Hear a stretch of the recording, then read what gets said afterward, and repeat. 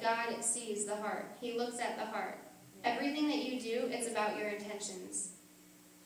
If you do something that other Christians or people in the church might think, oh, that's not godly. Well, it may appear that way, and the appearance of sin is always going to be a bad thing, and you should always try to avoid that, but let God do the convicting. But the number one thing about that is he may not always convict you to do certain things, like he didn't convict me to take out my belly ring. He said, oh, it's okay, put it back in.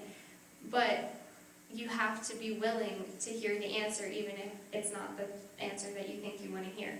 You have to be willing to open your heart up and your mind up to hear what it is that he's trying to say. You can't ask a question and then turn your back and walk away and say, oh, well, he said this because I didn't wait long enough for him to give me a real answer.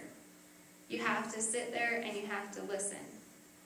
And I think that we have a lot of struggles with that because we're teens. It's really hard to wait for anything. But God works in crazy ways.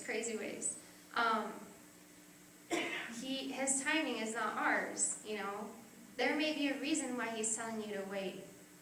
You may pray and feel like you're not getting an answer. That is an answer. Not getting an answer is an answer. It's saying, wait.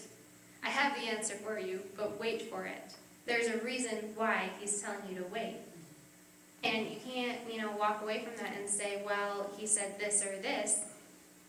Whatever you feel, even he may be leaning towards in that time, because that's not what he said. He said, wait, you don't have an answer, And that's hard for us to accept because, especially, just humanistic minds are like, oh, I want this done and I want it done now.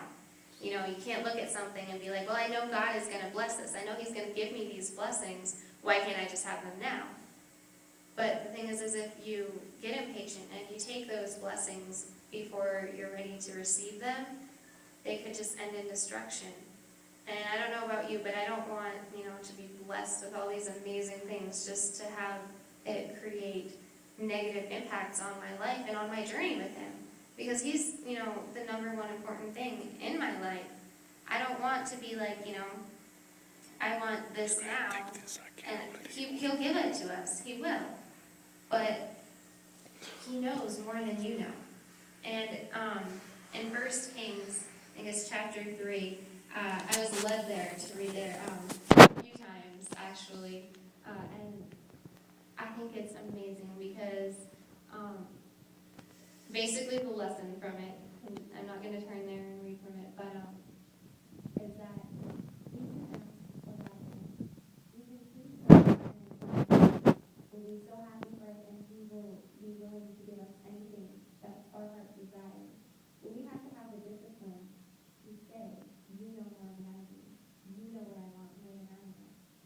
And in 1 Kings chapter 3, it explains this. It points out that the number one thing that you could ask for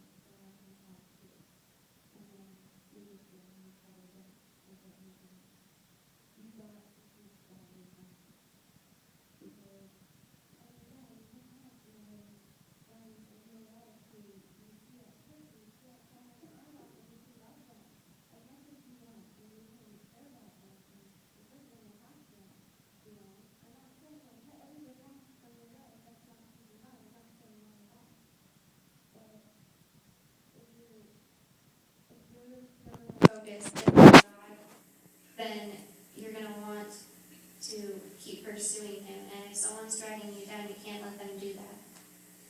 So by all means, love everybody, cherish everybody, talk to everybody, but don't invest in something that's going to hurt what matters most. And again, that comes back to sacrifices. You have to be a living sacrifice for him. You have to be willing to give that stuff up in order to receive what he has in store for you.